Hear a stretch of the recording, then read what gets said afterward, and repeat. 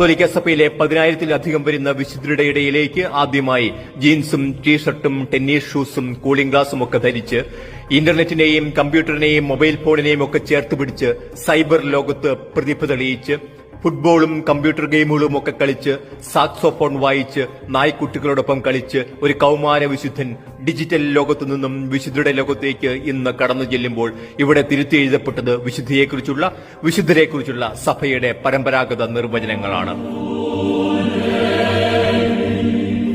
11-ാം വയസ്സിൽ സ്വന്തം ഇടവകയ്ക്ക് വേണ്ടി ഒരു വെബ്സൈറ്റ് നിർമ്മിച്ച് പ്രതിഭ തെളിയിച്ച ഈ കൗമാരക്കാരൻ താൻ മുറുകെ പിടിച്ച വിശ്വാസ പ്രമാണങ്ങൾ സൈബർ സാധ്യതകൾ എല്ലാം ഉപയോഗിച്ച് ലോകത്തോട് വിളിച്ചു പറഞ്ഞപ്പോൾ ലോകം അവനെ വിളിച്ചു ദൈവത്തിന്റെ ഇൻഫ്ലുവൻസർ.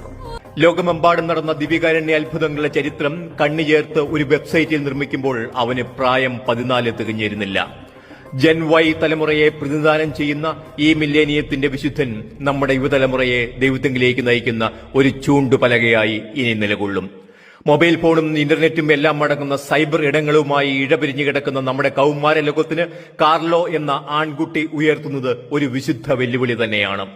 സൈബർ ഇടങ്ങളിൽ സമയം ചെലവഴിക്കുമ്പോഴും അനുദിന ജപമാല ചൊല്ലുവാനും ദിവ്യബലിയിൽ പങ്കെടുക്കുവാനും ദിവ്യകാരുണ്യ സന്നിധിയിൽ തനിച്ചിരുന്ന ദീർഘനേരം പ്രാർത്ഥിക്കുവാനും ഈ കൗമാരക്കാരന് സാധിച്ചത് മറ്റൊരു അത്ഭുതം തന്നെയാണ്. 16-ാം വയസ്സിൽ രക്താർബുദം ബാധിച്ച് കടന്നുപോയ ഈ കൗമാര വിശുദ്ധന്റെ ചിത്രങ്ങൾ ഇനി നമ്മുടെ സൈബർ ഇടങ്ങൾക്ക് പകരുന്നത് വല്ലാത്ത ചാരുത തന്നെ. നന്ദി.